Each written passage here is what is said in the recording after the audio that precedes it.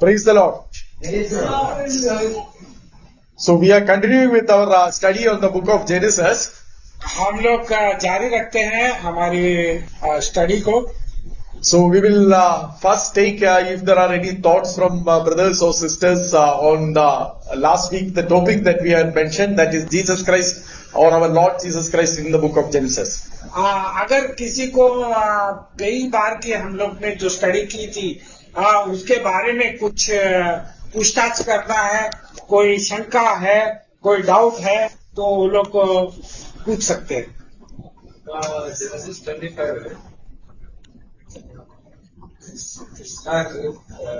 question. Ismail താമസിക്കുന്ന പഠനം അത് അബ്രഹാം മരിച്ച ശേഷമല്ല താമസിക്കുന്നത്. So brother Muniraj asked the question whether in Genesis 25 there is a mention that Isaac and Ismail had come together, but that is after the death of Abraham, is it not? उससे ये सवाल मुनीर भाई ने किया है कि इस्माइल जो पहला बेटा था अब्राहम का और ईसाक जो परमेश्वर ने वादा किया था उसके जरिए पैदा हुआ बेटा, तो उन लोग दोनों का जिक्र है उत्पत्ति के पुस्तक में कि वो लोग आके एक दूसरे से मिले. ये कब हुआ? अब्राहम के मृत्यु के उपरांत या उसके जिंदा रहने के समय में हुआ. So it is recorded that for the funeral of Abraham both of them came together. और ये रिकॉर्ड में है कि उसके अंतिम संस्कार के वक्त अब्राहम का दोनों बेटे यानी इस्माइल और ईसाक उसके अंतिम संस्कार में आए. But looking at the previous passages, we know that the reconciliation had already happened before. और अगर उसके पहले अध्याय को हम लोग अवलोकन करेंगे, ध्यान करेंगे, तो ये पता चलता है कि इन दोनों के बीच में मेल मिलाप हो गया था. The reason I had given the verses earlier, so just for your reminder, I am just repeating those instances. और ये मैंने पहले ही बता चुका हूँ, लेकिन आपको याद दिलाने के लिए मैं वापस दोहरा रहा हूँ. So when first time when Hagar, think about the sequence. First time when Hagar left Sarah, और जब पहली बार जब हागार सेरा को छोड़कर चली गई, the angel of the Lord met her. In fact, the Lord met her and asked her to go back to Sarah. और ईश्वर का परमेश्वर का फरिश्ता हागार से मिला और हागार से मिलकर उसने कहा कि जाकर अपनी मालकिन यानी सारा के शरणागत हो जाओ, उसके अधीन हो जाओ. So that place, if you check it, it is between Kadesh and Barna. और उस जगह का अगर आप ध्यान रखोगे तो ये कहाँ पर ये वाकयात हुआ था, वो कादेश और बर्निया के बीच में हुआ था. That is where the Ben Rohi river, the well is there. और वही जगह पर एक बेन रोही नाम का कुआं वहाँ पर है. It is exactly the same place which is called as Paran. और वही जगह के नाम को पारान भी बुलाया जाता है. So let us not, because there are different names used, we should know that it is actually the same place. आप देखिए अलग अलग नाम इस्तेमाल किया गया है, लेकिन हम लोग को ये जानना है कि वो एक ही जगह है. If you have any doubts, you go back to the book of Numbers, and when Moses says that I have sent spies, first he says I have sent them from Paran, and then later he says I have sent them from between Kadesh and Barna. So it is exactly the same place. और जब जासूस लोगों को मूसा ने भेजा था तो वो भी उस टाइम पे ऐसा वहाँ पर जिक्र किया गया है कि उसको कादेश और बर्निया के बीच में से जगह को उसको जो बोलता है पारान बोल के वो जगह से भेजा गया. So there are actually three names used for the same place. और उसको 3 नाम इस्तेमाल किया गया एक ही जगह के लिए. One is Paran. एक पारान है. Then is between Kadesh and Barna. और कादेश बरना है. Or then it is the Ben Rohi well. और वो उसके बाद में एक और नाम है बेन रोही नाम का कुआं. Now when we think about Isaac, Isaac had been going to this Ben-Rohi place to meditate. We know that instance because first time when he meets Rebecca, Isaac was coming from the meditation from the Ben-Rohi place. और देखिए आइसक जो है Ben रोई के कुएं के पास ध्यान करने के लिए चला जाता है। जब रेचल और रेबेका आती है, उसको एलिजा के साथ में आती है। रेबेका आने के टाइम पे वो उसको पाती है कि यहाँ पर वो ये जगह पर उसको पाती है। So Isaac is coming from Ben-Rohi, which is nothing but Paran, which is nothing but Kadesh and Barna. और एक कादेश, बरना, पारान सब जगह का एक ही उल्लेख है। But where was Ismail staying? और इस्माइल का नाम कहा था? Ismail was staying exactly at that place only. और इस्माइल भी उसी जगह पर रह रहा था। You read the Bible, Ismail was staying at Paran. It is very clearly mentioned. और पारान में ही इस्माइल रहेगा। Which is nothing but Ben-Rohi, where Hagar met the Lord first. और हागार को परमेश्वर ने मुलाकात दी।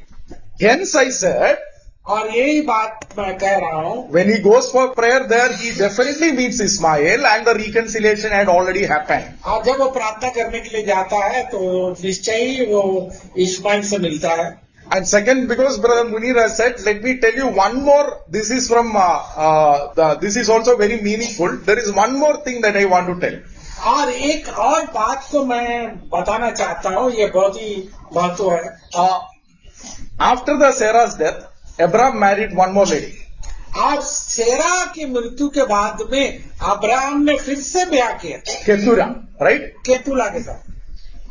But if you think Keturah is none other than Hagar. और ये बड़े ध्यान से देखेंगे तो ये कौन है? केतुला और कोई नहीं है, हागार ही है। The reason why the name has changed, because the Bible always changes the name if the person has changed the nature. और देखिए बाइबल हमेशा वो नाम को बदल देती है। जब नाम को बदल कब देती है? जब वो अपना स्वभाव बदल देती है। हाँ, स्वभाव बदल देती है। तो ये केतुला और कोई नहीं है, हागार ही है। And this has been the understanding of the Jewish scholars throughout the centuries and even many Christian scholars that this is none other than Hagar. और ये जूइश स्कॉलर लोग को, जूइश के विद्वान लोग भी और बड़े बड़े स्कॉलर लोग भी, विद्वान लोगों भी इस बात से सहमत है कि केतुला दूसरा कोई नहीं है, हागार ही है। So after that the reconciliation was complete. और जब ये जो मेल मिलाप जो होता वो कंप्लीट हो गया, So that otherwise Abraham will not go marry and Bible will never name her, correct? और ये ऐसा नहीं हो सकता है कि अब्राहम जाकर फिर से शादी करे और बाइबल में उसका परमेश्वर उसको ये दे। See, Bible has not named many people. और देखिए बाइबल में बहुत जगह पर बहुत लोगों को कोई नाम से नहीं उल्लेख Who किया। was the Lord's wife? और लोत का पति कौन था? We do not know the name, हम correct? लोग नहीं जानते, उसका नाम नहीं है। So there are many names which are not given. If Bible has given a name, it is to teach us that this is a person which has a different character. और एक बात आप लोगों को बड़े ध्यान देने की जरूरत है, जबकि कभी बाइबल किसी का नाम लेती है तो उसके पीछे एक नाम के पीछे उसका एक स्वभाव का अर्थ होता है। Keturah means the fragrance, the sweet aurora.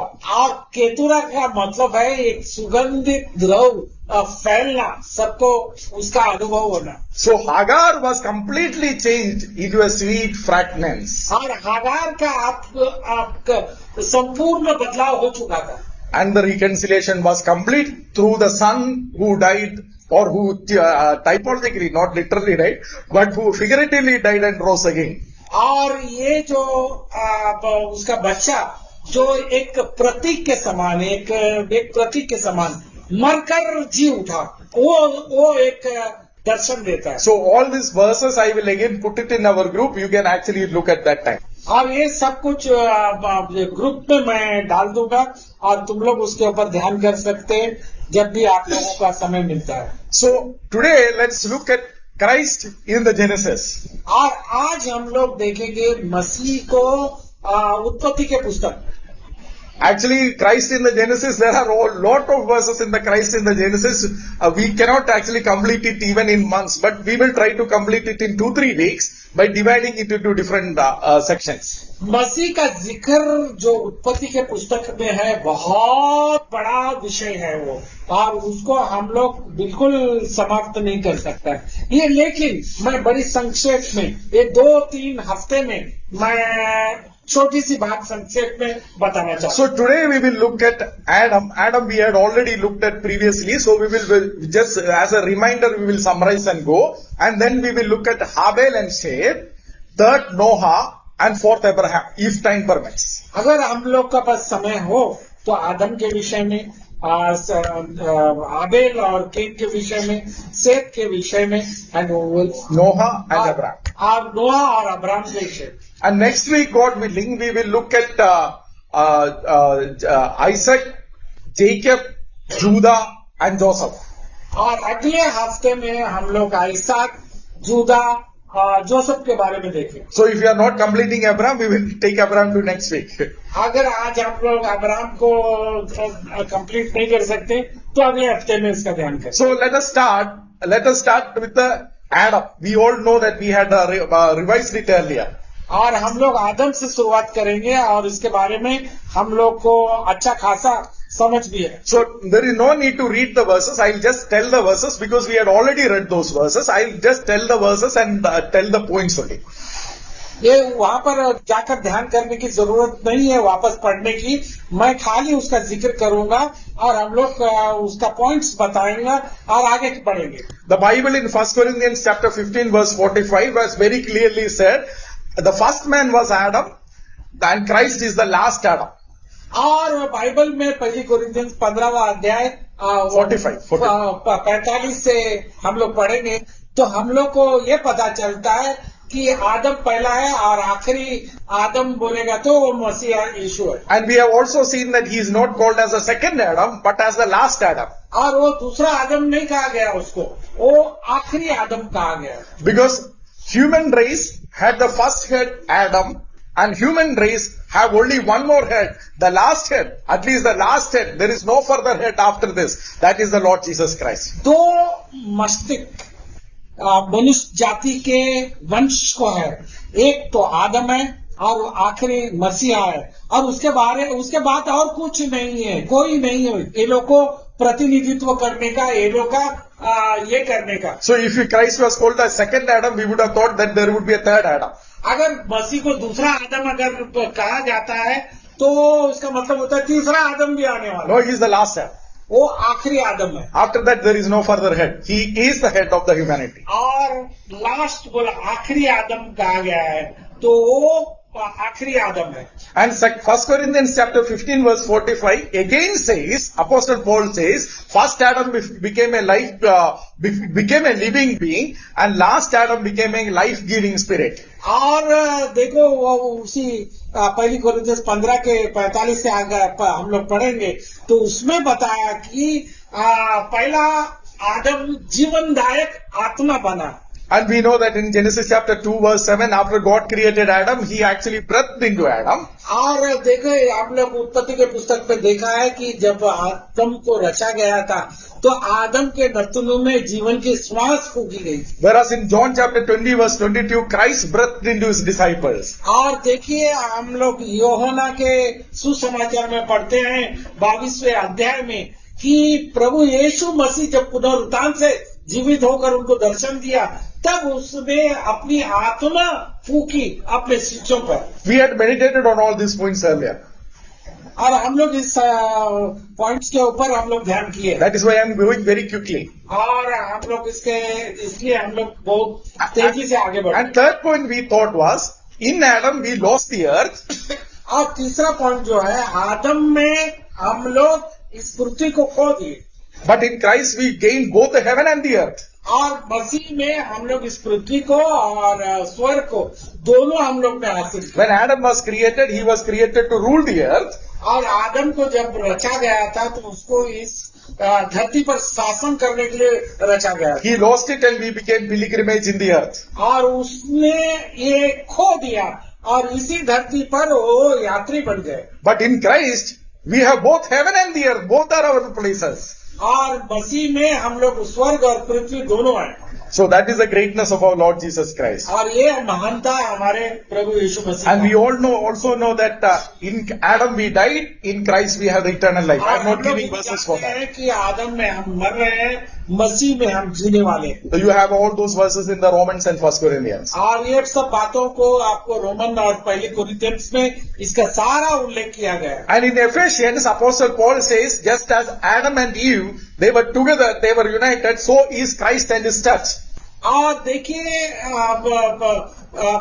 कोरिन्थियंस के पुस्तक में कहा गया आदम और हवा का मिलन हो गया, संगम हो गया, वो लोग सहभागिता करने लगे।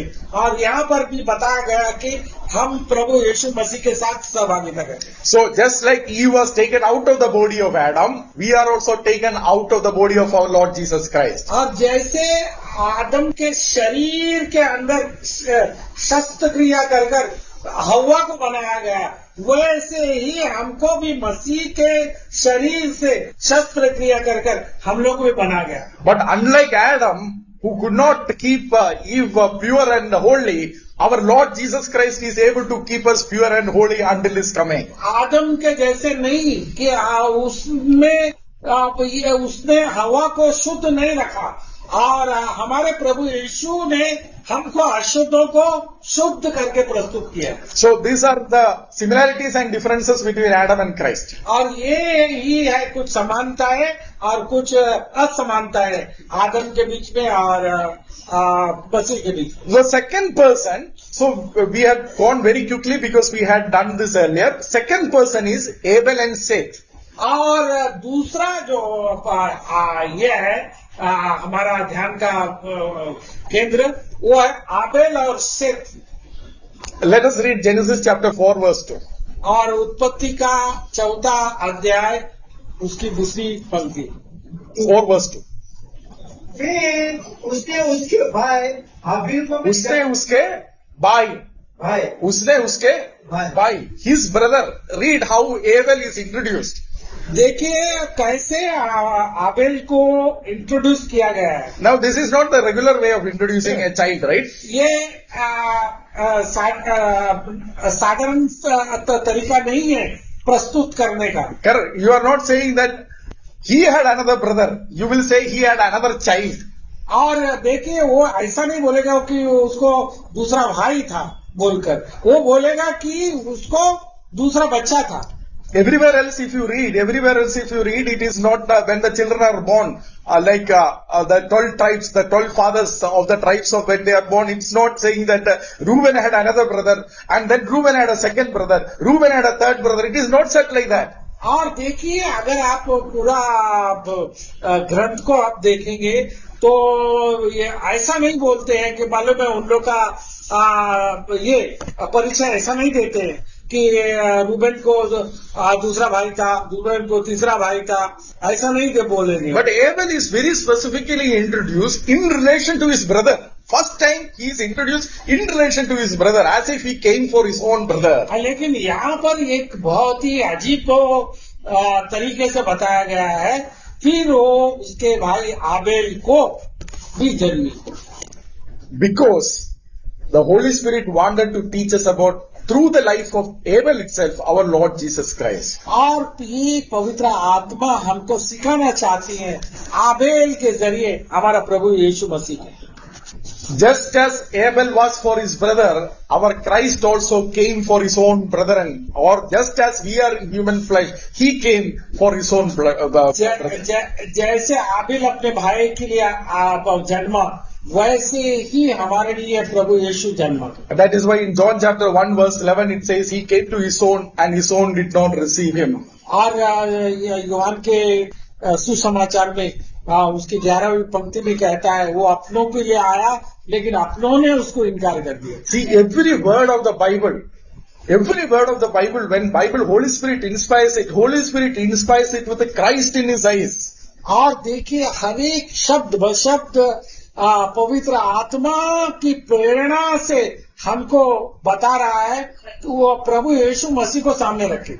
Abel and his sacrifice both relate to Christ, but we are not discussing about sacrifice today. और आबेल का और उसका बलिदान का प्रभु यीशु मसीह से वास्ता रखता है, लेकिन आज हम उसका जिक्र नहीं करेंगे। But Abel died, आबेल मरा but then we have Seth. और हमको अब सेत है।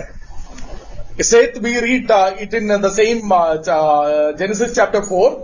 और सेत को हम उत्पत्ति के 4 अध्याय में हम लोग पढ़ रहे हैं। It says that Seth was 4 verse 25 and 26. 25 आदम अपनी पत्नी के पास फिर गया और उसने एक पुत्र को जन्म दिया और उसका नाम यह कह के सेत रखा। परमेश्वर ने मेरे लिए हाबिल के बदले जिसको कैन ने घात किया एक और वंश ठहरा दिया है। सेत के भी एक पुत्र उत्पन्न हुआ और उसने उसका नाम एनोस रखा।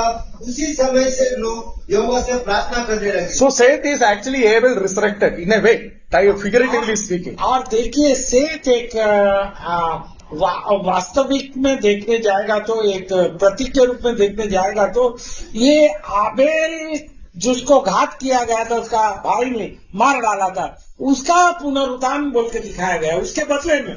So that is what Adam and Eve are saying. Actually, he is instead of Abel. और इसीलिए बोलता है ना, परमेश्वर ने मेरे लिए आबेल के संति जिसको कैन ने घात किया था एक और वंश ठहरा है।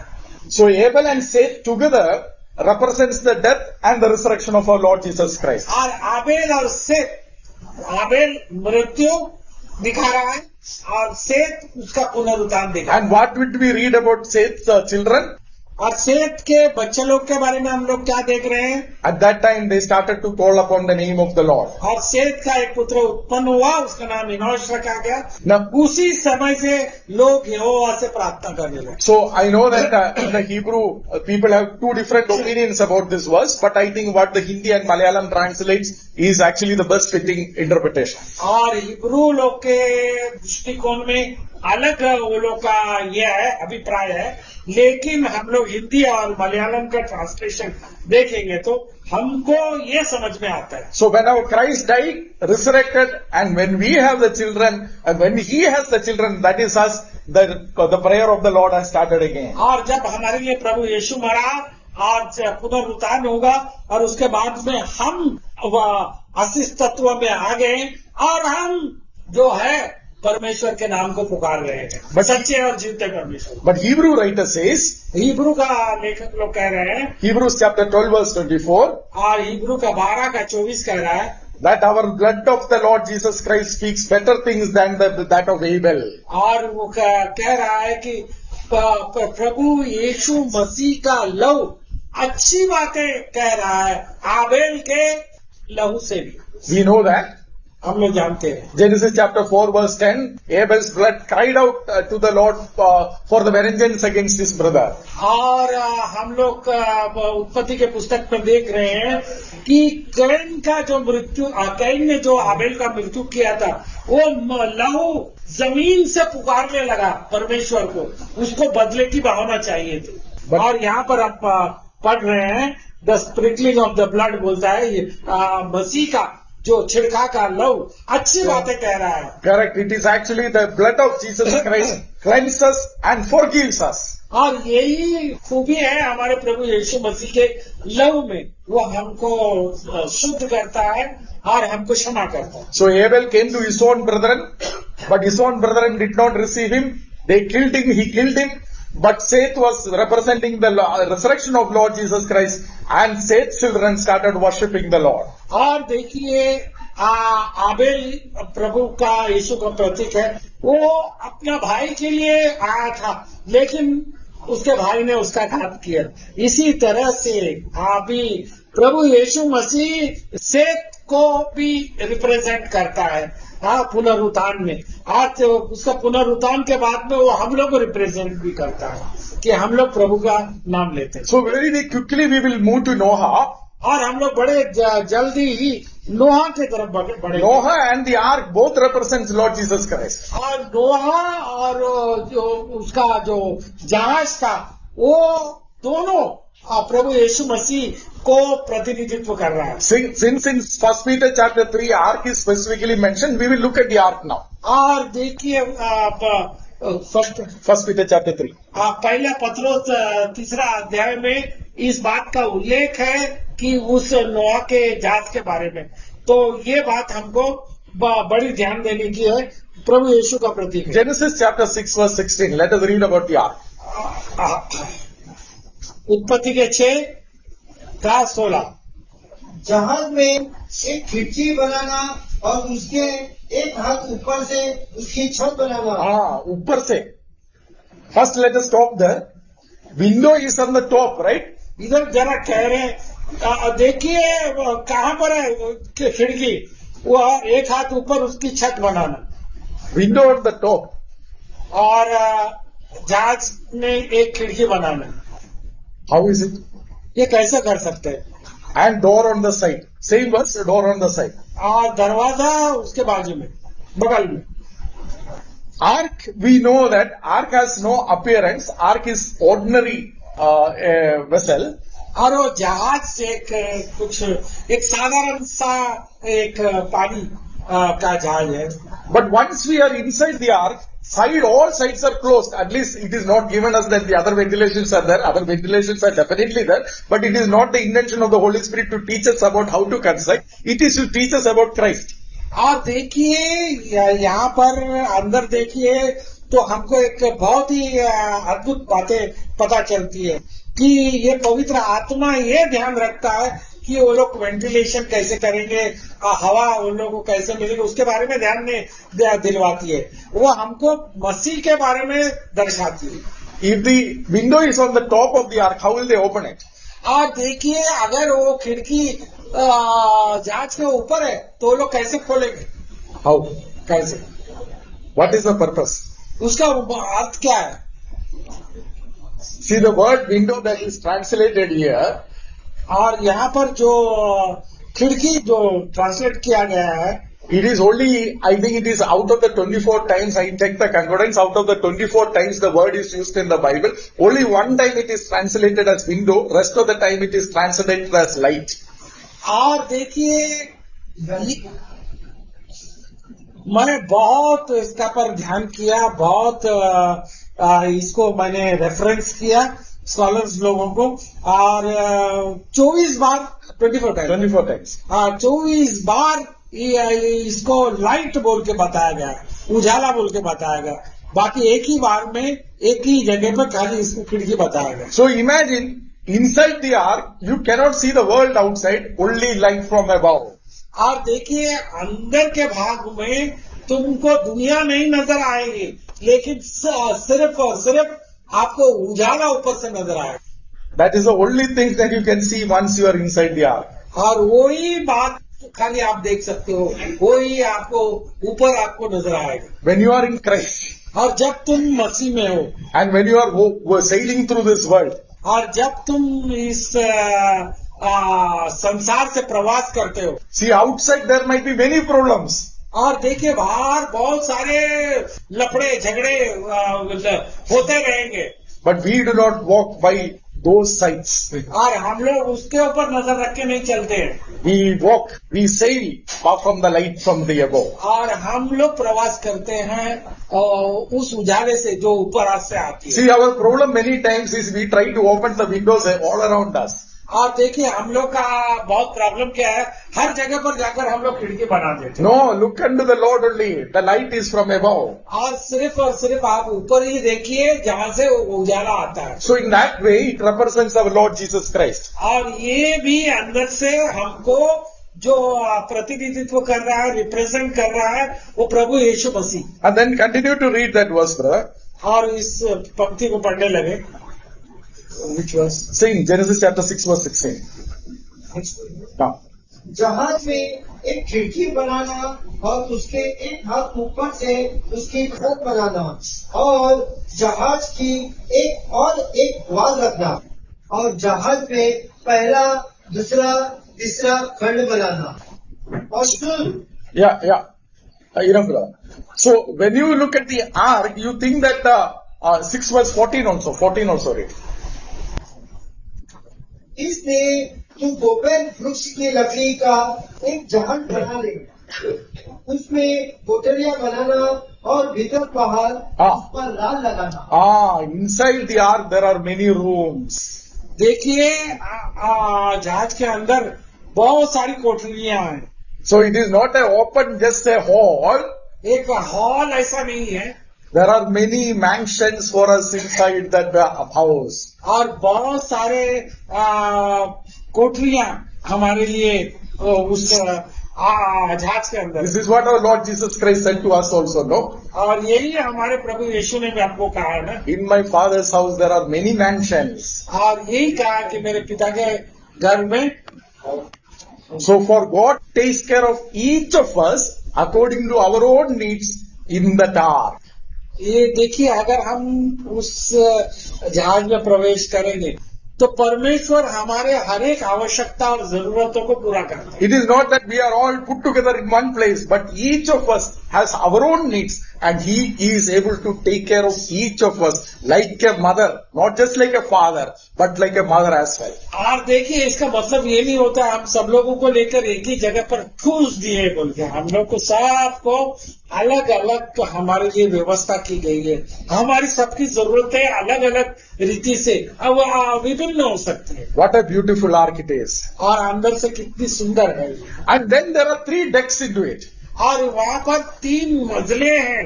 So what are those 3 decks? विभाग के क्या 3 विभाग है?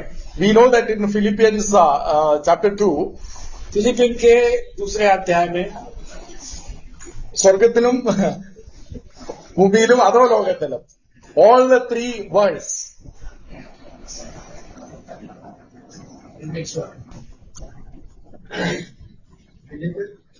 Philippians chapter 2, I think it's towards the end of that verse.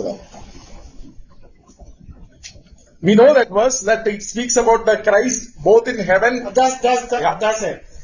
स्वर्ग पृथ्वी पर और पृथ्वी के नीचे वे सब यीशु के नाम पर घुटना टेके। So when you are in the ark, there is only one person covering all the 3 places. और जब तुम वो जहाज के अंदर हो तो एक ही व्यक्ति महत्व हमारे सामने दिखाई देता है। Whether in heaven or whether in the earth or whether under the earth, there is only one name, that is the Lord's name. स्वर्ग में हो, पृथ्वी पर हो, पृथ्वी के पाताल में हो, एक ही नाम वहाँ पर हमारे सामने प्रस्तुत किया गया है।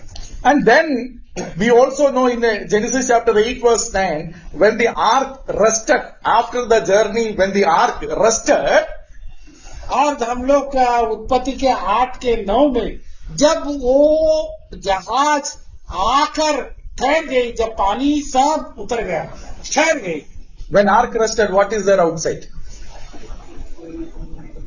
When ark rested, there is a new heaven and a new earth outside. और देखिए, जब वो जहाज जहाँ जिस जगह पर जाके अरारात के पर्वत पर ठहर गई तो क्या था बाहर? नया स्वर्ग और नई पृथ्वी। 2 Peter chapter 3 दूसरे पत्रोस verse 6 and 7.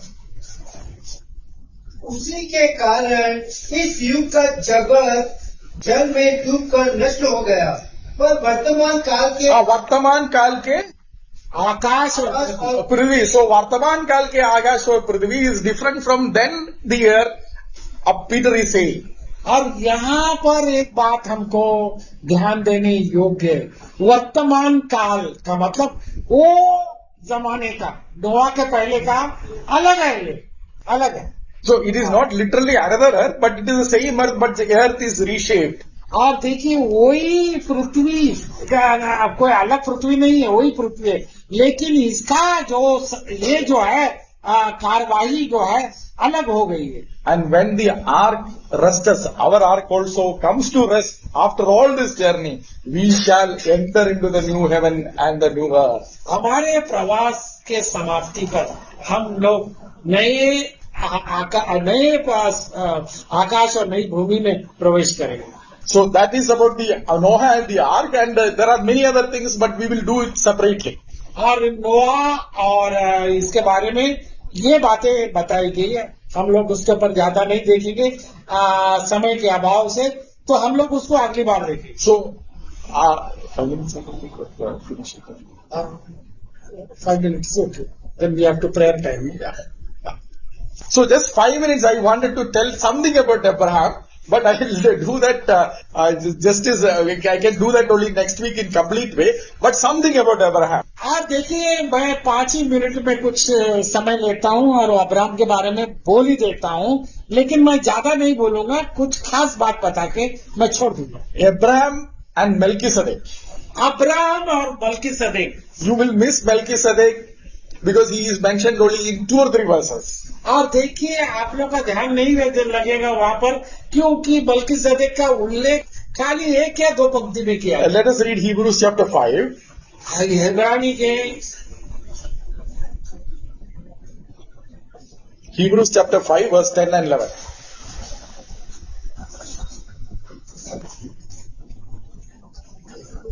और उसे परमेश्वर की ओर से मलकीसेदेक की रीति पर महायाजक का पद मिला। इसके विषय में हमें बहुत सी बातें कहनी है, जिनका समझना भी कठिन है, इसलिए कि तुम अच्छा सुनने लगे हो। ऊंचा सुनने लगे हो। You are dull in hearing, therefore I cannot tell you everything. That is what the Hebrew writer says. Problem क्या है मालूम है? ये जो इब्रानी के लोग जो थे, जिनको ये पत्र लिखा गया था, उनके कैपेसिटी नहीं थी, उनको समझ के बाहर थी, और वो इतना डल हो चुके थे कि बोलता है वो सब कुछ अभी तुमको बताने जाएंगे तो तुम्हारा समझना कठिन है। But when we come to Hebrews chapter 7, even with the dull hearing, he says something. और देखिए, जब आप 7वीं अध्याय में आते हो अब्रानी का, तुम जो ऊंचा सुनाई देते हो कहा गया है यहाँ पर, वो वहाँ पर भी ये बात को कह रहा है कि ऊंचा सुनाई देने के बावजूद भी। So our exercise for next week is this. हमारे अगले इसके लिए हमारा होमवर्क ये होगा कि Hebrew writer Apostle Paul already said it in Hebrews chapter 5. I am not going to tell you everything about this. और देखिए, इब्रानी के लेखक ये कह रहा है कि मैं सब कुछ तो नहीं बताऊंगा अभी, But he said from Hebrews that 1 to 10, 7, 1 to 10, if you read, he spoke about interpretation of how Melchizedek relates to Christ. और देखिए, अगर आप 1 से 10 तक आप लोग पढ़ेंगे तो उसमें उसने विवरण दिया है कि मलकीसेदेक किस तरह से वास्ता रखता है प्रभु यीशु। But there are many more things about Melchizedek is to be shared, correct? और बहुत सारी बातें हैं मलकीसेदेक के बारे में कहने की। What could have been the other things? और क्या हो सकता है, ये अलग बात है। When we read this, we will think that if Apostle Paul calls these people as dull, what will he call us? और देखिए, जब प्रेरित कह रहा है ये लोग ऊंचा सुनाई देते हैं, तो हमारे बारे में क्या कहेगा? So at least let us not be dull. If there will be some 1 or 2 points extra more than what is said in Hebrews chapter 7 verse 1 to 10, read Hebrews chapter 1 to 10 and think about at least 1 or 2 points. Some obvious point is Apostle Paul did not tell because it is so obvious. But at least that obvious point and other 2 points, think about it this week. अच्छा, मेलकीसेदेक के बारे में chapter 1 to 10 no, chapter 7 1 to 10 और 7वीं अध्याय का 1 से 10 आप लोग पढ़ लेना, और वहां से एक निष्कर्ष आप लोग निकालना कि समझ आए कि क्या कह रहा है मलकीसेदेक के बारे में बोलकर, और हमको पॉइंट्स के बारे में हम लोग उसके पर हम लोग चर्चा करेंगे। तो हम लोग का साथ में ये व्यवहार नहीं हो कि प्रेरित पौल कहता है वो ऊंचा सुनाई देते हैं, तुम लोग ऊंचा सुनाई देते हैं, तो हमारे बारे में ये बात नहीं कही जाए। तो इसलिए हम लोग श्रम करें, हम लोग ध्यान करें। So if Apostle Paul comes, imagine if he can come next week, and if he says that we are not even understanding that, how will he be speaking about us? प्रेरित पौल इधर आएगा तो क्या तुम लोग यार हमारी क्या हालत होगी, क्या बिसात होगी। So my brothers and sisters, we will begin next week with the Abraham and Melchizedek, but this is the exercise, at least 1 or 2 thoughts apart from what is mentioned there. और देखिए, 1 या 2 विचार तुम लोग लेके आना ही आना है ये इस अध्याय से 7वें अध्याय से इब्रानी के पढ़कर लेके आना ही आना है। ये तुम्हारे लिए होमवर्क मैं दे रहा हूँ। May God bless us. We'll continue to discuss next week. और हफ्ते ध्यान करें।